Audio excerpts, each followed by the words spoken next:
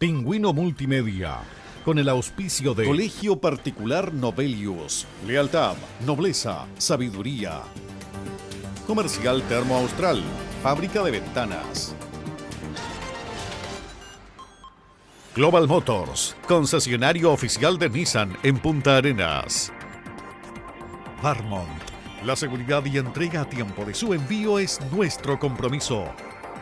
Nuestro Mar Seafood Market, productos del mar, presentan Barómetro, un programa líder de opiniones políticas, económicas y sociales, con la conducción del periodista Juan Ignacio Ortiz, jueves a las 22 horas en Pingüino Televisión.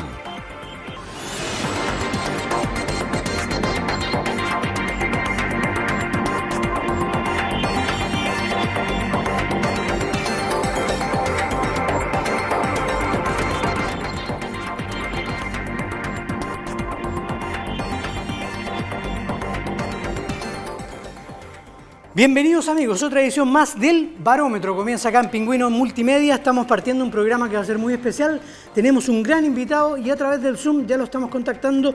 Es el exministro, en varios gobiernos fue ministro, Sergio Vittar. Bienvenido al Barómetro, Sergio Vittar. Lo escuchamos y lo vemos a través de las pantallas en la televisión regional de Magallanes. ¿Cómo está, exministro? Muchas gracias por invitarme, porque me siento tan cercano. Parte de mi vida pasó muy cerca de Punta Arenas. Entonces la llevo bien en el corazón. Sergio, yo en la presentación decía exministro, pero exministro de varios gobiernos, porque usted fue ministro del gobierno de Salvador Allende, fue ministro del gobierno de Ricardo Lagos, fue ministro del gobierno de la presidenta Bachelet, si es que no me estoy equivocando. ¿De 3 gobiernos fue ministro usted? Claro, tengo el récord de ser el único chileno ministro de los 3 presidentes socialistas de la historia de Chile. Ah, claro, coincidentemente, claro, el ministro de los 3 gobiernos socialistas, los 3 últimos gobiernos socialistas que ha tenido este país. Exactamente, claro. Y bueno, y senador fui antes de intermedio, digamos. Sí, bueno, y preso político. Y de los ministerios de los cuales usted estuvo a cargo, estuvo en minería, estuvo en obras públicas y estuvo en educación. De hecho, en su mandato se implementa la nueva PSU, que a partir de este año cambia como PSU, Sergio.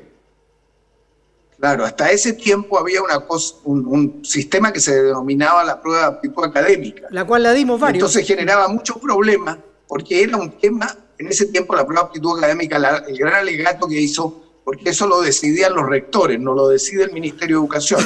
Pero conversamos mucho con los rectores y la observación era de que hacía preguntas sobre habilidades. Y se argumentaba que una persona de ingresos más pobres, una familia, le puede ir muy bien en el colegio, pero si no tenía la misma educación que podían tener los papás de otro, entonces sus habilidades eran menores, aun cuando supiera los contenidos. Entonces la PSU se dijo, va a evolucionar y va a preguntar más sobre los contenidos de la enseñanza. Pero el efecto casi no varió, o sea, mantuvo siempre esa diferencia. Y ahora, yo calculé que podía haber hasta 100 puntos entre un muchacho que venía de un nivel de socioeconómico más bajo y uno más alto, siendo los dos igualmente capaces. ¿Y hoy día cuál es la diferencia entre la PSU y esta prueba de transición, Sergio? ¿Que se va a implementar ahora? Bueno, van a incorporar de nuevo formas de preguntas que tienen que ver con la interpretación de lo que ven, la interpretación de lo que leen, la capacidad de análisis crítico de las cosas, porque estamos viviendo un tema con la digitalización, entonces en todas las enseñanzas ahora lo que se dice es que los niños, los jóvenes tienen que tener capacidad de interpretar la gran cantidad de información que reciben, pero también de distinguir ahora lo que se llama la fake news, la noticia falsa, o sea, tener capacidad crítica, de no creer lo que le dicen, sino tener capacidad de análisis de lo que dicen. Bueno, y lo demás son capacidad de cálculo matemático y también la capacidad de expresión a través de la literatura, la historia. Entonces estamos moviéndose un poco más a las habilidades, no solo los contenidos. Sergio, usted fue protagonista y sigue siendo protagonista también de los últimos 40 a 45 años de la primera línea política de nuestro país. ¿Qué nos pasó, Sergio Vittar, como país para haber llegado al 18 de octubre del año pasado? Bueno, esa es la pregunta que se hace Mario Vargas Llosa en su libro, que se pregunta, ¿cuándo se jodió el Perú? Bueno, ahí está el Perú, jodido, ahí fíjate que ha tenido una cantidad, no hay ni un presidente peruano que no esté procesado o echado o suicidado o preso. Claro. Fujimori. Entonces, claro, pero el caso nuestro ha habido un deterioro general de América Latina hoy y del mundo. Mira Estados Unidos. O sea, hoy día estuve en unas reuniones con la Unión Europea, éramos pocos los latinoamericanos, estamos viendo cómo la Unión Europea está pensando su futuro. Y había varios norteamericanos ahí. Entonces estaban viendo cómo se iban a entender de nuevo con Biden, el nuevo presidente, ¿sí?, para hacer la alianza del Atlántico. Y los norteamericanos andaban completamente despistados. Lo que decían es, nunca hemos tenido una crisis de una pandemia y de una política de paralización como esta. Estamos viviendo un periodo muy grande, muy complejo del mundo. Ahora, esa observación, para no creer que lo nuestro es excepcional o distinto, lo que viene, yo vi hoy día y se tuvo que hacer una exposición, que tú vas viendo que a medida, después del 2010, ya en el 2010 se notaba, pero en la década 2010-2020 se va produciendo una alteración, una sociedad con más derechos que se cultivaron, más expectativas, una economía que crece menos, una desigualdad creciente, no hemos sido capaces de resolver las tremendas desigualdades, y un creciente distanciamiento, es lo que se llama la democracia representativa, o sea, estos gallos que elegimos, o la élite, no nos representa, no se toma, no hay empatía. Ahora, yo creo que eso se ha deteriorado progresivamente, no ha habido capacidad de renovación y se ha agudizado muy fuerte durante los dos gobiernos de derecha. Porque si vemos cuáles han sido las dos movilizaciones más fuertes que ha habido en Chile, una ocurrió en el 2011, el primer gobierno de Piñera, y la otra en el 2019, en el segundo gobierno de Piñera. Entonces, hay también un problema que se realiza de empatía, de cuando un gobernante interpreta o la gente se siente que está luchando por algo que a él le interesa, o que a ella le interesa, y no solo administrar algo. Y entonces, yo creo que es la confluencia de todos esos factores. Yo creo que nos hemos quedado atrás en igualdad y en participación. Yo le comprendo la teoría esa del 2011 al 2018 también en pleno gobierno de Piñera, pero también le haría la contrapregunta ahí, Sergio. ¿No será que es más fácil organizarse como oposición a la centroizquierda y a la izquierda chilena, especialmente adheridos a ellos grupos anarquistas como se vieron el año pasado, que una oposición más bien blanda en los gobiernos que ha tenido la centroizquierda cuando ha gobernado en los últimos gobiernos de Bachelet, respecto de una oposición de derecha que prácticamente no hace mucho ruido? No es tan así como lo veo yo.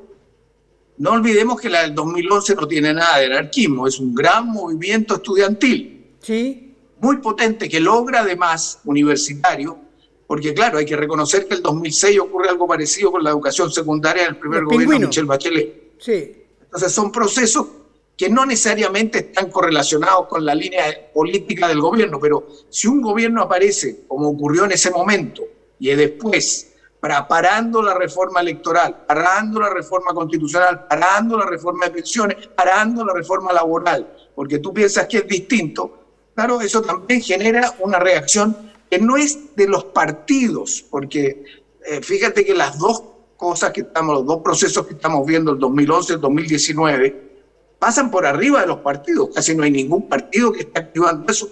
Tanto es así que el primero, 2011, da origen al Frente Amplio, después con los dirigentes del movimiento estudiantil, y el del 2019 choca con todos los partidos, y los partidos tienen que apuradamente hacer un acuerdo político en noviembre del año pasado para dar curso a un cambio constitucional, como salida institucional a una crisis social.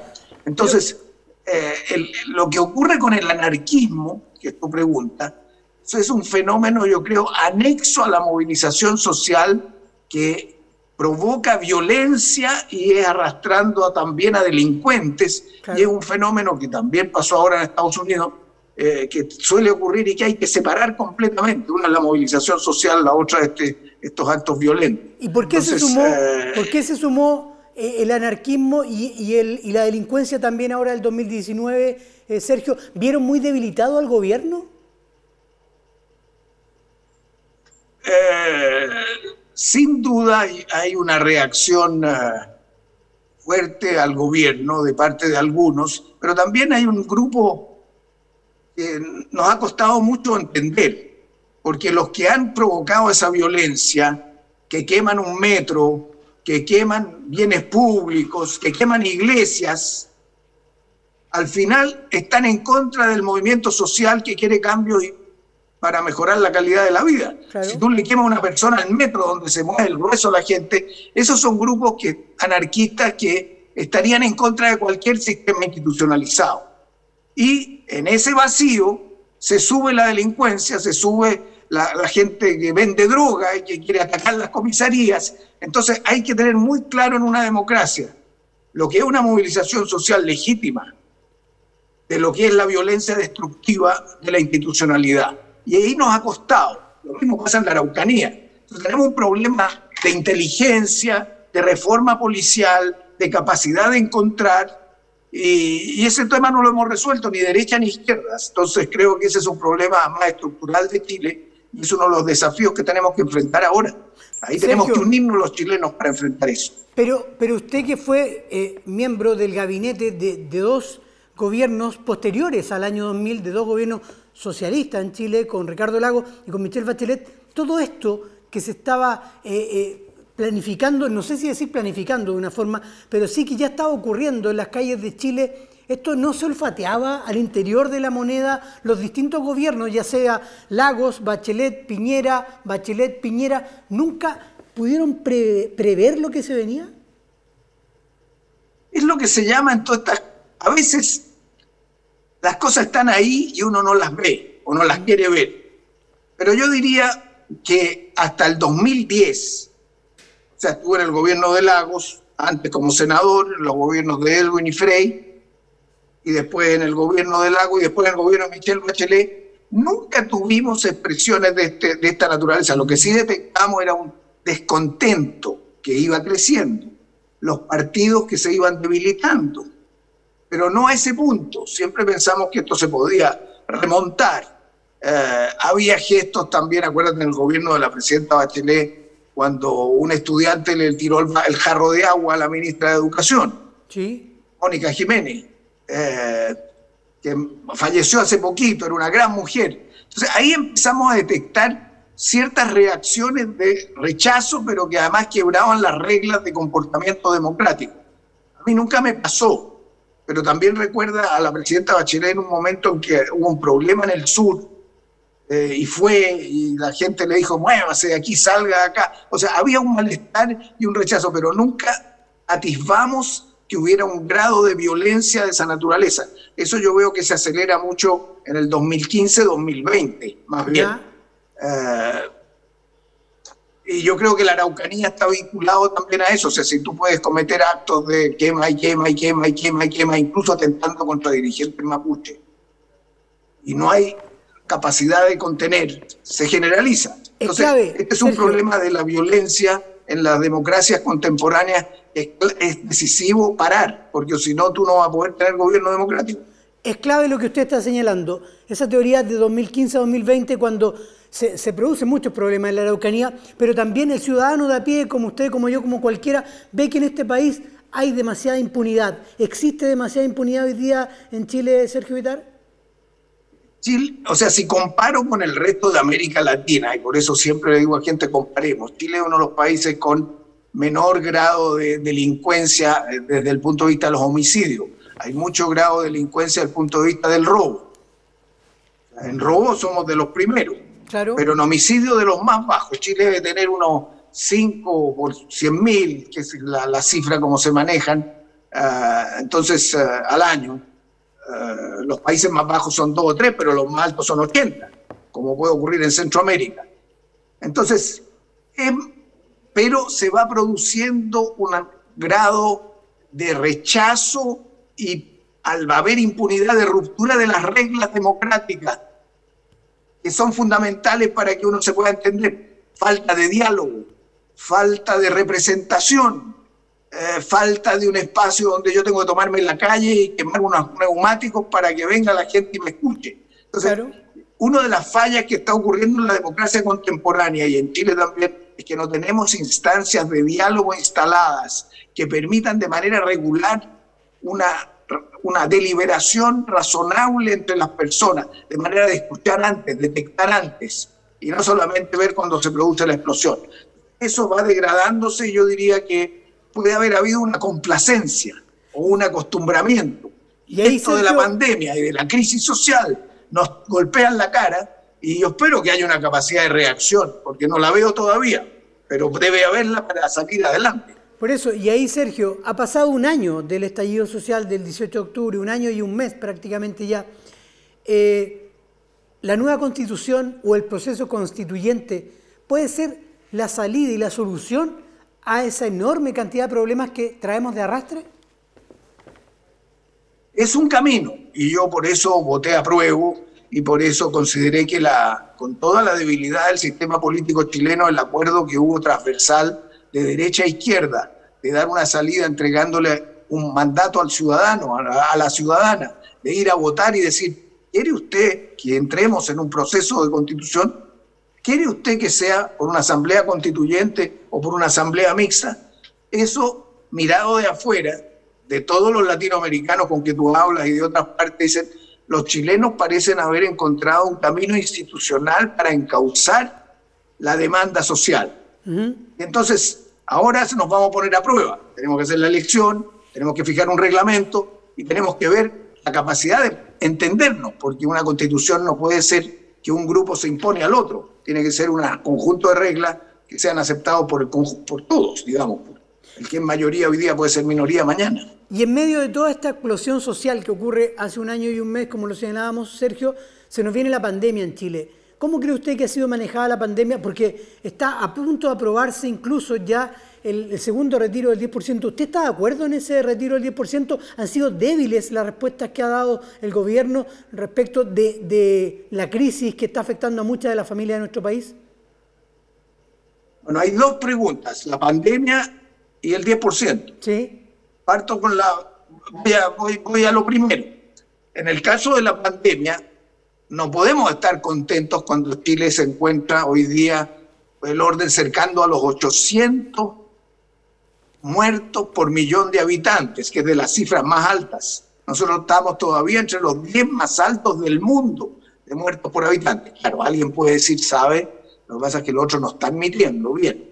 Entonces hacen aparecer como una muerte de otra razón, un COVID, y no miden. Puede ser cierto, pero las cifras comparadas con Europa, por ejemplo,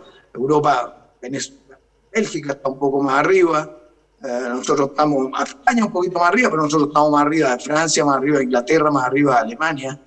Entonces, no es buena la cifra chilena. Entonces, la pregunta es, ¿qué nos pasó? Y aún sigue la discusión. Es que yo creo que al principio hubo un error. ¿Se acuerda usted que la primera confinamiento se hizo en las comunas del Barrio Alto, Santiago? Sí. La cifra bajó. La gente tiene casas más grandes, tenía ingresos y podía entonces reaccionar de una manera distinta que una familia más modesta que está o tiene muy poco espacio dentro de la casa o no tiene ingreso y tiene que salir a buscar las cosas. Entonces, el efecto de la medida de confinamiento en el Barrio Alto no se repitió porque las condiciones sociales eran distintas en los barrios de menores ingresos. Esa es una razón. Otra razón que se ha dado es que no hubo seguimiento ni test suficiente al principio. Se confiaron. El presidente habló de nueva normalidad. La cosa no tenía para nada de nueva normalidad. Entonces, todavía se está discutiendo. Pero yo creo que esas son dos. Y la otra que se dice es que los asiáticos son más disciplinados que nosotros. Entonces la gente no hace mucho caso y con lo cual se contagia más. Hay distintas teorías, pero no lo hicimos bien y yo creo que tenemos que seguir analizando, pero lo hemos hecho mejor. Ahora, respecto del 10%, mi opinión no es favorable a esa fórmula, aunque pueda parecer muy popular, y yo sé que lo que yo diga a mucha gente de centro y de izquierda o incluso de derecha le puede parecer que no está de acuerdo porque tiene muchas necesidades y dice, estos son mis ahorros. Pero ¿por qué no estoy de acuerdo? Porque para resolver los problemas de ahora nosotros tenemos que poner más recursos en la gente de menores ingresos. Ahí tiene que estar la plata de todos los chilenos. El Estado tiene que ayudar. Pero si yo recurro a esto, ¿qué pasa? Los que tienen menos van a sacar menos. Claro. Los que tienen más van a sacar más. No tiene un efecto redistributivo. Segundo, tiene un problema de que hoy día ya con la segunda salida hay como 4 o 5 millones de personas que no les queda nada. Entonces, ¿cómo les ayudo a ellos? Entonces, la fórmula no ha sido buena. Yo creo que ahí es una mala gestión del gobierno, en el sentido de que debió negociar una fórmula distinta que responda a la necesidad más urgente, pero no que debilite lo que va a ser el retiro cuando la persona ya está en una edad mayor. Entonces, ahora hay que ver esto para que no haya un tercero. Y para que eso ocurra, tiene que haber un arreglo de poder apoyar a los que tienen menos ahora y no hacer que una persona que tiene más saca los recursos, no los necesita y los pone en APB o los guarda en ahorro o compra algo innecesario. Estamos en una situación de crisis, la prioridad es ayudar al que tiene menos. Esa fórmula no tiene esa ventaja. Además se basa en lo individual, es decir, este es mi ahorro, lo saco yo. Pero nosotros lo que estamos buscando, y mi posición política más bien socialdemócrata, es decir, no, el Estado tiene que ayudar al que tiene menos. Puede ser que el que tenga menos saque lo poco que tiene. Sergio, ¿y por qué el Estado no ha sido capaz de ayudar? ¿Por qué el Estado no ha sido capaz de ayudar? Yo creo que aquí ha habido, primero, acuérdense que hubo una gran discusión entre gobierno y oposición, en que la oposición le decía, esto es muy poco, no va a alcanzar. ¿Se acuerda que había lo que se llamaba el IFE 1? Sí. Era el Ingreso Familiar de Emergencia 1. Después hubo que ampliarlo. Después hubo un acuerdo de destinar 12.000 millones que tampoco se han destinado a ayudar a la gente que más lo necesita. Y no ha sido poco lo que se ha dado. Chile, comparado con otros países de América Latina, ha puesto un poquito más, en espalda más ancha, porque teníamos menos deuda y podemos conseguir más recursos afuera por un tiempo, pues no es permanente. Pero yo creo que hubo falta de agilidad y más todavía, creo que uno de los problemas serios que se muestra en la pandemia en todos los países son los gobiernos que tienen presidentes y ministros que no sienten ni representan a la gente. Me acuerdo cuando Mañalich dijo, uy, yo no sabía que había tanto hacinamiento en Chile. Claro. O el otro ministro de Economía que dijo, hay inflación. Sí, pero yo quiero darle una buena noticia, las flores bajaron de precio, así que es bueno para los románticos. O el otro que dijo, bueno, no hay plata en un colegio para hacer el baño, hagan un bingo. Claro. Eso es una bofetada en la cara de la gente y revela falta de conocimiento. Entonces, la empatía en política está tomando cada vez más cuerpo. Sergio, las mujeres que están gobernando algunos países que tienen más empatía les ha ido mucho mejor. Claro. Usted fue presidente nacional del PPD. Hoy día no tiene una militancia tan activa en el partido, pero obviamente sigue siendo una de las voces más importantes que tiene el Partido por la Democracia en los últimos 30 años en nuestro país. Hoy día parece que el partido no está gozando de buena salud. ¿Qué le pasa al PPD, Sergio? Una buena pregunta, ¿eh? Si nos ayudan a responderla, tal vez podamos mejorar las cosas. Yo he estado, fui presidente 3 veces de ese partido. Claro. Me tocó la presidencia del partido cuando Lagos fue candidato, así que tuve que inscribirlo.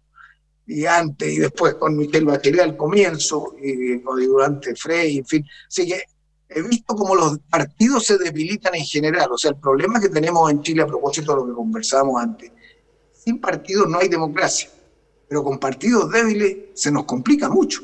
Entonces, la gran discusión hoy día, partidos como el PPD, como el PS, como el mismo Frente Amplio, todos hoy día, no sé si yo las cifras últimas, toda la gente que se ha retirado de los partidos en el último año, sí. Todos los partidos, derecha y izquierda. Entonces, mucha gente dice, a mí no me representan los partidos, pero tengo que votar por los partidos. Entonces, la discusión hoy día es cómo se abren los partidos, cómo recogen a independientes, cómo permiten que gente cercana a una posición política tenga la posibilidad de expresarse y que haya una renovación de los dirigentes. Entonces, yo creo que el PPD ha sido también víctima, tiene ese problema. Faltan dirigentes jóvenes y falta unirse a los independientes, pero eso no es solo el PPD, creo que es un problema general. Ahora, los 2 candidatos presidenciales que han surgido, que son Francisco Vidal y Heraldo Muñoz, son personas con experiencia, son personas con una buena claridad mental de lo que hay que hacer, son personas con vocación pública, que es muy importante. Están ahí como un sacrificio personal porque quieren a su país. Yo creo que eso puede ayudarnos. ayudar, yo diría, a toda la centroizquierda, porque ellos son candidatos más bien de todo lo que se llama hoy día la unidad constituyente, que incluye a los radicales, a los socialistas, pero a los demócratas cristianos. Dentro del PPD, Sergio, hay mucho conflicto interno. Vamos a hacer un breve alto y vamos a seguir hablando de eso, Sergio, porque también queremos traerlo a muchos temas regionales. Por ejemplo, el hidrógeno verde, temas de la minería. Usted domina muy bien ese campo, así que breve alto y volvemos con más de esta entretenida entrevista con el exministro Sergio Vitar acá en Barómetro.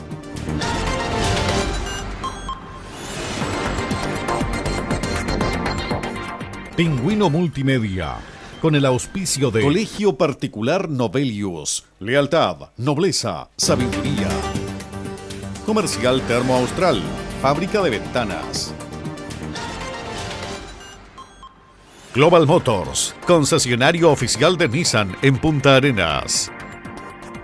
Varmont, la seguridad y entrega a tiempo de su envío es nuestro compromiso. Nuestro Mar Seafood Market, productos del mar. Pingüino Multimedia, con el auspicio de Colegio Particular Novelius. Lealtad, nobleza, sabiduría. Comercial Termo Austral, fábrica de ventanas. Global Motors, concesionario oficial de Nissan en Punta Arenas. Varmont, la seguridad y entrega a tiempo de su envío es nuestro compromiso. Nuestro Mar Seafood Market, productos del mar.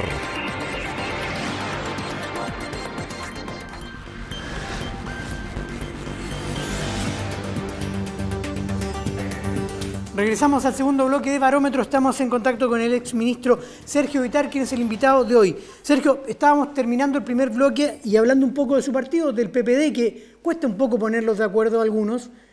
Hay algunas corrientes, hoy día tienen 2 candidatos presidenciales. Acá en la comuna de Punta Arenas cuesta tanto poner de acuerdo al PPD que tienen 2 candidatas a la alcaldía. Y hace un par de semanas hubo una votación interna del Consejo Regional del PPD que le dio 13-0 por unanimidad. Favoreció a una de las candidatas y posteriormente eso se echa al tacho de la basura, se suspende a la presidenta regional de la militancia, incluso de la presidenta regional del PPD acá en Punta Arenas, y finalmente no tienen candidata a alcaldesa por hoy día porque tienen 2 candidatas que aún no logra ponerse de acuerdo el partido internamente. ¿Eso está pasando en otras partes de Chile, Sergio? ¿Qué le pasa al PPD en eso? A ver, yo lo siento mucho, a veces lo he visto, esto es un fenómeno que pasa en todos los partidos, pero ¿qué apelación puedo hacer desde ahora, desde el programa suyo cuando me lo pregunta? Para la gente nuestra que está en este dilema de quién es la candidata o el candidato, lo primero es que la mejor forma es fijar reglas y hacer una primaria abierta.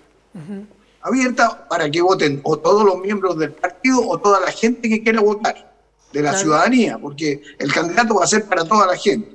Y lo segundo es que uno tiene que hacer un esfuerzo para darse cuenta de que los partidos van a seguir desprestigiándose con esto. Claro. Entonces, si tú estás en un partido y quieres que sirva a la ciudadanía, porque un partido es para eso. Algunos se confunden y creen que el partido es para agarrar posición y tener un cargo. No, un partido para servir a la ciudadanía. Entonces, si la vocación pública sea el factor determinante en el comportamiento, esto ayuda a entenderse, a debatir frente a la gente, a diferenciarse por temas y que la democracia decida. Entonces, eso es lo que puedo decir. Yo espero que arreglen esto, porque en realidad no es primera vez. Yo estuve varias veces en Punta Arenas y tuve problemas similares, o sea, y en otras zonas de Iquique, por ejemplo, también ocurre en Antofagasta. Hay regiones más complicadas que otras. Claro. Depende de la fortaleza de los partidos. Y yo espero que eso se corrija si uno piensa en los demás, a quienes sirve, no a uno. Sergio, hace pocos días se le puso la lápida prácticamente a la extracción del carbón en la región de Magallanes, a la mina Invierno. No sigue trabajando la mina Invierno en la región de Magallanes, empresa que le daba trabajo a muchos magallánicos. ¿Qué está pasando en la minería en el país? El carbón definitivamente ya no es lo que fue antaño. ¿Por qué definitivamente se le pone la lápida a la extracción de carbón en Magallanes? ¿Qué opinión le merece a usted eso? Bueno, uno de los compromisos de Chile y de todos los países del mundo es avanzar a lo que se llama la descarbonización de la matriz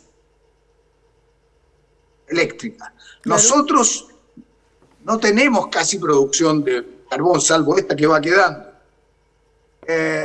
No tenemos fósiles en general. No nos fue bien con el gas. No nos ha ido bien con el petróleo. Pero hoy día eso es una ventaja si la manejamos bien. Por la energía solar, la energía eólica, puede haber algo de geotérmica, pero esas dos principales, más la hidráulica, o sea, energías que nos generan CO2 durante su proceso de producción de electricidad. Y entonces la meta que se ha planteado Chile era llegar el 2050 a cero generación eléctrica por carbón y por fósiles en general. Claro. En carbón hemos bajado gracias a la solar, a la eólica, y hay preferencia por el gas para el carbón. Entonces, ese es un compromiso de Chile frente a las Naciones Unidas. Y lo que tiene que hacer Chile es cuando una región tiene una ventaja y los trabajadores, tiene que haber una compensación a los trabajadores, una capacitación, ingresos mientras se produce la transición y buscar empleos nuevos. Entonces, así se hizo, ¿te acuerdas cuando se cerraron las carboníferas en la zona de Lota? Claro. Coronel. Y ahora se va a cerrar Bocamina. ¿Se acuerdan que hay una mina muy grande que también da mucho trabajo? Y se acordó el cierre también para producir energía por otras vías. Entonces, el compromiso de no producir energía con CO2 hace de Chile una cuestión prioritaria. Entonces, en Punta Arenas yo sé que ocurrió eso. Yo no era partidario de poner a andar una mina nueva justo en los momentos en que el carbón era un fenómeno que nos estaba deteriorando la naturaleza, y de buscar otras formas de trabajo en Punta Arenas. La acuicultura, por ejemplo, todo lo que pueda hacer más trabajo de servicio en la Antártica, todo lo que sea la expansión de ENAP. Pero a propósito las de ello, actividades Sergio, de ENAP ahora con hidrógeno verde, hay que poner una inversión grande en hidrógeno verde a través del proyecto ENAP. Por eso, el hidrógeno verde puede venir a ser un buen reemplazante de la extracción del carbón en Magallanes. ¿Es la región más privilegiada del país para el hidrógeno verde hoy día, Magallanes? Hay un documento que yo les recomiendo a sus auditores y televidentes que pueden verlo, que es la Estrategia Nacional de Hidrógeno Verde que produjo el Ministerio de Energía hace unas 2 o 3 semanas, ahora en noviembre, este mes. ¿Ya? Y ahí viene toda una estimación y un plan estratégico. Eso nos va a tomar tiempo, pero ¿cuál es la idea? ¿Por qué se llama verde? Se llama verde porque tú produces hidrógeno a través de energías no contaminantes. Entonces, ¿dónde están los 2 focos de energía no contaminante en Chile, según los cálculos? En el norte la energía solar, en el sur la eólica. El viento. Y entonces, la estimación de un potencial de generación de energía eólica en el sur, en la Patagonia, es bastante alto. Se calcula como, para ponerlo en cifras, como en 800 gigawatts. Es varias veces, como 40 veces más de lo que tiene Chile entero hoy día instalado. Y la solar es mucho más grande todavía. Entonces, ¿de qué se trata? De hacer las experiencias piloto que van a ir bajando de costo con la energía eólica y con lo que se llaman electrolizantes, que son máquinas que producen la electrolisis, que usan la energía, separas el hidrógeno del oxígeno y empiezas a producir hidrógeno. El plan es que esto al comienzo sea usado para Chile, o sea, camiones, vehículos de transporte, en la minería y en algunas industrias como el acero y otras. Y que más adelante se podría llegar en un tiempo más a exportar hidrógeno. Que tú igual que gas, lo aprietas ahí, lo condensas, lo subes en barcos y lo puedes exportar igual que gas. Y sirve entonces, y la ventaja que tiene es que tampoco emite cuando lo usas. Por eso que también se llama, es verde, no solo en la producción del hidrógeno, sino en el uso del hidrógeno después. Entonces, yo creo que eso tiene un gran potencial y hay que hacer inversión del Estado en eso.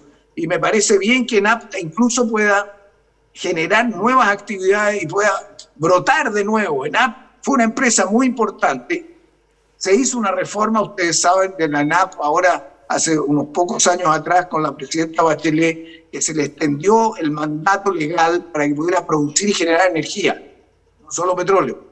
Eso le dio más poder, se asoció con terceros, puede generar más ingresos, y si ponemos en marcha inversiones en que el Estado también invierta para hacer electrolisis y probar la producción de hidrógeno verde, yo creo que la región puede ponerse en la punta mundial, porque se está estimando que Chile es el que tiene el costo más bajo del mundo en energía solar y en energía eólica para producir hidrógeno. ¿Cuál es la importancia hoy día del hidrógeno verde a nivel mundial, Sergio? Hoy día es muy poquito.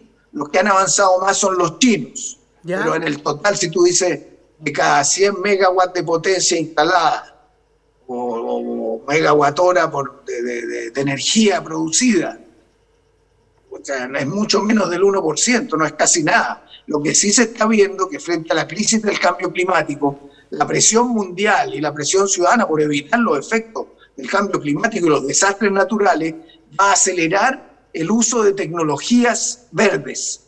Y yo creo que Chile tiene que ponerse a la cabeza. O sea, nosotros podemos, dentro de todo lo que vemos oscuro a veces en el panorama nacional, las ventajas que tenemos con solar en el norte.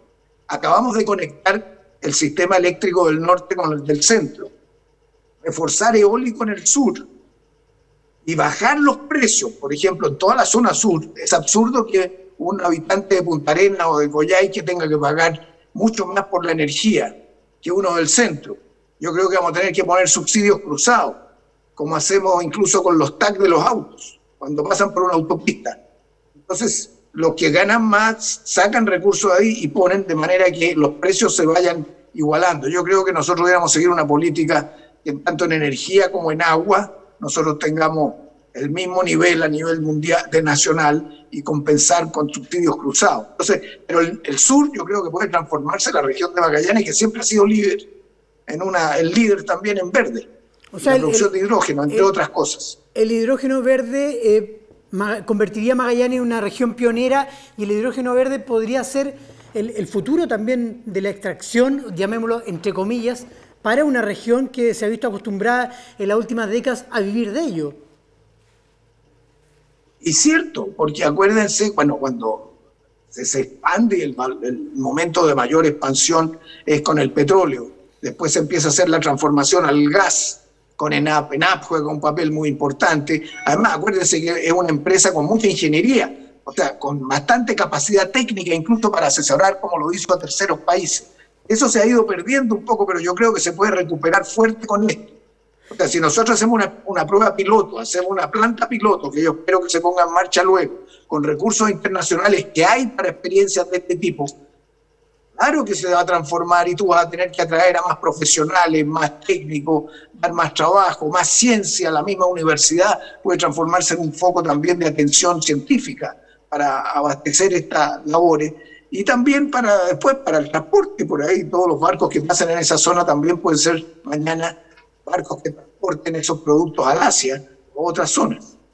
¿Y usted cree, Sergio, que el hidrógeno verde sería un real atractivo también como para atraer inversiones a nivel mundial en una región tan aislada como en Magallanes, y en una región donde hoy día, tras el estallido social y tras la pandemia, cuesta mucho atraer inversionistas? Bueno, hoy día el problema de los inversionistas es en todas partes del mundo, porque la gente que tiene plata, y tú ves que hay gran incertidumbre, no saben ni lo que va a pasar en Estados Unidos, que Trump no quiere entregar el poder. Entonces, un país de ese tamaño que no sabe qué va a ocurrir, en un país con la mejor tecnología, está subiendo la cantidad de muertos y de gente con contagios al día, que está llevando a la explotación de los... Están haciendo explosión los hospitales porque no pueden atender a todo el mundo. Entonces, hay mucho capital disponible porque hay mucha liquidez a nivel mundial. ¿Dónde lo ponen? Yo he estado leyendo eso, porque estoy metido en algunas investigaciones internacionales sobre estos temas tecnológicos. Yo veo que las empresas más astutas empiezan a adelantarse. ¿Dónde va a estar lo nuevo? Por ejemplo, en conectividad. Esto que estamos haciendo ahora. Claro. Las empresas que se han metido en esto, o lo que es Amazon, o lo que es Google, o lo que es Instagram, en fin, tenían unas utilidades gigantescas. Y entonces están viendo por dónde me meto. ¿Me meto yo en el turismo en este momento? ¿Me meto en aviones en este momento? No. ¿O me meto en digitalización del 5G en este momento? Entonces, en ese terreno no van a parar de invertir. Van a ir donde vienen las cosas del futuro que hoy día no alcanzamos a ver. El hidrógeno verde es una. Ahora, no es corto, porque yo las cifras que vi en este documento que les conté, ellos hablan de que puede ser una exportación, la estiman para el 2040, más de 30.000 millones de dólares. Dicen, esto puede ser tanto como el cobre. Claro, yo se le preguntaba, Sergio. Eso va a tomar mucho tiempo. Si nosotros pensamos al 2030, podemos estar exportando de repente 1.000, 2.000 millones de dólares. Y si está a la cabeza Punta Arenas, bueno, sería un avance científico además grande, porque esto se propaga al resto, porque tú generas más ingresos, hay más comercio, hay más actividad de transporte, hay más construcción, levantas todo, hay más educación. Por lo mismo, Sergio, para nosotros, desde hace mucho tiempo que queríamos hablar con usted, debe estar entre las 3 personas que saben más de hidrógeno verde en nuestro país en estos momentos, y se lo queríamos plantear así porque hay mucha expectativa acá en la región de Magallanes. Estamos en una región que hoy día está muy deprimida, que ha perdido miles de puestos de trabajo, que la cesantía hoy día por primera vez en 35 años supera el 10%, entonces hay mucha expectativa respecto del hidrógeno verde y que ojalá llegue a Magallanes para quedarse y para solucionar una serie de problemas que venimos acarreando nosotros acá en la zona más austral del país desde hace un tiempo. Por eso se lo quería plantear de esa forma. No, lo encuentro estupendo, pero eso, primero, no va a ser corto. Segundo, hay que tener voluntad política y tener una decisión y formar un grupo grande de científicos y técnicos en la región, aliarse con las mejores empresas mundiales, y tenemos que instalar entonces una gran capacidad de producción de energía eólica que hoy día no la tenemos. Puede ser lo que se llama onshore, o sea, adentro de la tierra, o offshore, afuera de la costa. Pero yo creo que en este caso es pero hay mucho viento sobre el mar y sobre la tierra. Y luego hay que hacer las primeras experiencias piloto de traer las máquinas que van a hacer la electrolisis y después ver cómo se produce, cuánto se produce, a qué costo. Y todo eso nos va a tomar, pero si empezamos al tiro, el efecto va a ser antes. Yo creo que hay que jugarse no por lo que había, hay que jugarse por lo que viene, claro, si uno le quiere ir bien en los próximos 10, 20 años. ¿Cree usted, Sergio, que existe la posibilidad entonces de crear una serie de consorcios de industrias que vengan a instalarse definitivamente en Magallanes por el tema del hidrógeno verde? Yo creo que Chile tiene que hacer ese intento, instalar un ejercicio en Punta Arenas, y el otro hay que ver en qué zona del norte, porque la expansión de la producción solar en el norte también es muy fuerte. Lo que ocurre es que casi todas las plantas estas se están instalando para abastecer a la minería. Como ahí tienen plata, entonces hacen plantas mineras de energía solar, hacen plantas de desalinización de agua con energía solar. Los camiones del cobre, porque también se habla, acuérdese, del cobre verde, y el cobre verde es lo mismo. O sea, claro, lo que se está viendo ahora es que Chile, para exportar ese cobre, la Unión Europea ahora va a poner un impuesto. Si el cobre producido generó mucho CO2, entonces un cobre gris. Si generó poco CO2, es un cobre verde. Y entonces se está pensando en la automatización de las faenas y también el uso de hidrógeno en los camiones que cargan grandes cantidades y toneladas para procesarlas después. Entonces, en ambos focos, Chile, si tuviéramos nosotros hoy día innovación, tuviéramos capacidad de ponernos de acuerdo, tuviéramos un gobierno sólido y tuviéramos una política tecnológica, tendríamos que dar esos pasos. Hay que meterse en energía solar, energía eólica, hidrógeno verde, desalinización, que son las áreas del futuro. Hay que ver también qué vamos a hacer con el litio. El grueso de la refinería de litio, ¿dónde están? Sergio, en China. ¿Y qué podemos hacer? La refinería de cobre, ¿dónde están? En China. Claro. Entonces, tenemos que tener una estrategia más fuerte. ¿Y qué podemos hacer desde Magallanes para impulsar el desarrollo de esta tecnología, Sergio? Nosotros desde acá, ¿qué podemos hacer? Bueno, si yo pudiera dar algunos consejos, como senador por Arica y por Iquique, me costó mucho en ese tiempo y de una pelea enorme que me costó años, con el apoyo de la gente, e ir sobre el gobierno a decir: quiero las leyes Arica. de ir sobre la gente y crear una zona también en Iquique de expansión para la SOFRI, para poder atender a los países vecinos y mejorar las relaciones con Bolivia, que no son buenas, pero hay un comercio más grande. Mejorar la explotación del puerto de Arica, que hoy día es un puerto que está bien, 70% de su movimiento, 80% de su movimiento para la carga boliviana. Entonces, di la pelea con el apoyo de la gente por una ley especial que se fue la ley Arica. Hoy día está incluso permitiendo inversiones importantes en hoteles, en casinos, en fin. Pero tomó mucho tiempo. Después me fui al sur porque se sacó una ley parecida para la zona austral, la ley austral. Pero yo creo que esa es la pelea que hay que dar. O sea, aprobar proyectos de acuerdo en el Congreso, presión de la comunidad sobre el gobierno central, tomar al ministro de Energía, Llobet, que sacó este documento, yo lo encuentro un muy buen documento, convocó a mucha gente de primera calidad para elaborar esa estrategia de hidrógeno verde y pedir que haya una decisión del gobierno de partir, aunque tú pongas unos poquitos pesos al principio, si es que no hay más, pero partes y lleva gente y empieza a estudiar los proyectos, y la ENAP tiene que jugarse. La gente que está a cargo de la ENAP aquí tiene que dar una gran pelea, porque no es una pelea por ENAP, no es una pelea por Magallanes, es una pelea por Chile.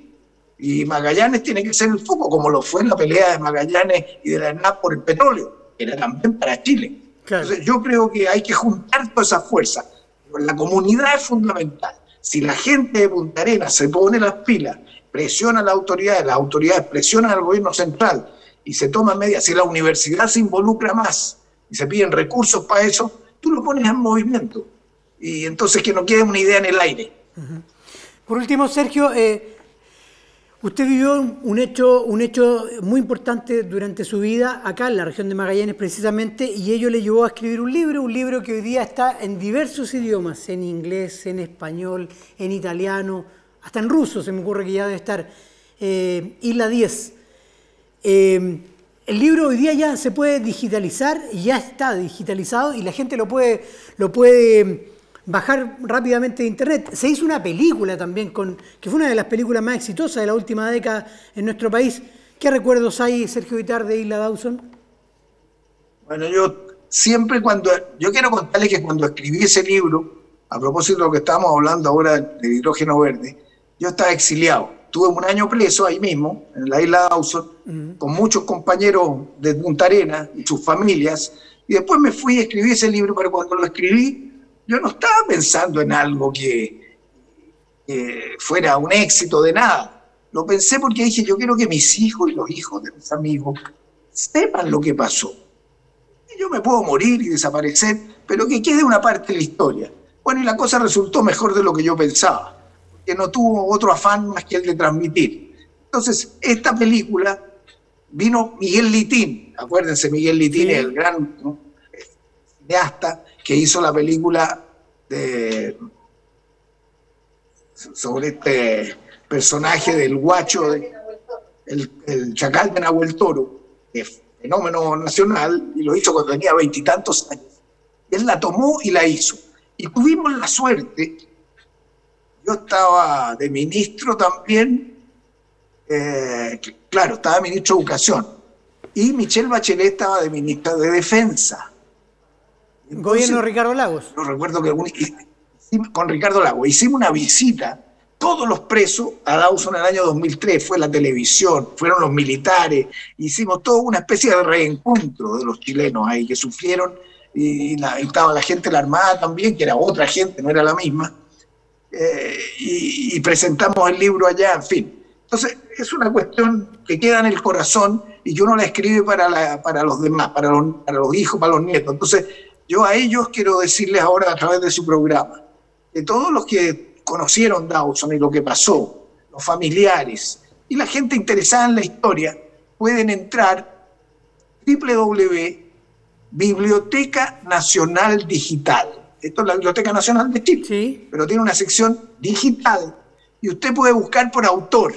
Y si busca por Sergio Vitar, van a salir los libros, hay 2 o 3 libros míos que ya están ahí, hay miles de libros que usted lo puede bajar gratis. Y entonces busca, sale Isla 10, hace clic y lo baja y sale igualita a la última edición, recién hecha, que hay también un reportaje a los libros que salieron en otros idiomas. y está la visita a Dawson del 2003, o sea, 30 años después. Yo escribí un pedacito que se llama, lo agregué 30 años después. ¿Qué siente una persona que sufrió ahí su vida? Claro. Vio sufrir a tantos, cuando vuelve después de 30 años, ya estamos en democracia. Entonces, ojalá lo puedan ver, pero la Biblioteca Nacional Digital está allí. Uh-huh. La otra cosa linda que quiero contarles, que también la pueden hacer allá, siempre le digo a los senadores, a los diputados, cuando siendo senador, yo creé el Museo del Salitre, entonces empecé a luchar porque Humberstone y Santa Laura, las dos salitreras que quedaban en pie, no las destruyeran enteras. La hemos transformado hoy día en un patrimonio de la humanidad y la UNESCO lo reconoció y está protegida y la hemos estado restaurando. 100.000 visitas al día, bajó con la pandemia. Pero yo le invito también a todos los puntanerenses que vayan, si van al norte y van a la zona de Iquique, vayan a ver ese lugar de la salitrera, que es un recuerdo. Tenemos el Museo del Salitre recién inaugurado, precioso, que los niños pueden ver en todas las figuras humanas, cómo eran las pulperías, cómo entregaban las fichas, cómo trabajaban el petróleo, las máquinas que había. Está muy lindo. Yo creo que hay que ayudar también al patrimonio. Es la cultura al final, la cultura de una película. La cultura del patrimonio es lo que hace grande un país. Nos cuesta mucho a los chilenos cuidar el patrimonio, desgraciadamente. Y claro, y valorar la cultura, porque al final uno es su propia cultura, la cultura de su comunidad, de su pueblo. Uh-huh.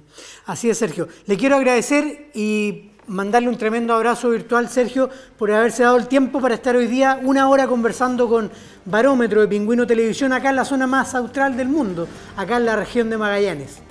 Un abrazo grande y muchas gracias. ¿Cómo no sabré lo frío que hace? Claro. ¿Cómo no voy a saber lo frío que es? Así que muchas gracias. Muchas gracias. Le doy un gran abrazo a todos ustedes y a todos los que nos ven y nos escuchan. Gracias por darme esta oportunidad. Ok, muchas gracias. El exministro Sergio Vitar, en Barómetro de Pingüino Televisión, hablando de diversos tópicos, pero uno de los tópicos más trascendentes, hablar con un experto en hidrógeno verde, cuando el hidrógeno verde puede cambiarnos la realidad en Magallanes en los próximos años, nos interioriza de algo que está ahí, a la vuelta de la esquina, que usted y yo ojalá seamos protagonistas de esta nueva transformación en la que podemos vivir durante los próximos años en esta bella región. Cuídese, los casos han disminuido un poco en la región de Magallanes, no salimos de cuarentena, pero hay que seguirse portando bien, acatando las medidas sanitarias para que de esa forma podamos volver a convivir todos en un verano que está ahí, a la vuelta de la esquina, y que ojalá sea mucho más placentero de lo que han sido estos últimos 8 a 9 meses. Un abrazo grande, cuídense, nos vemos, chao.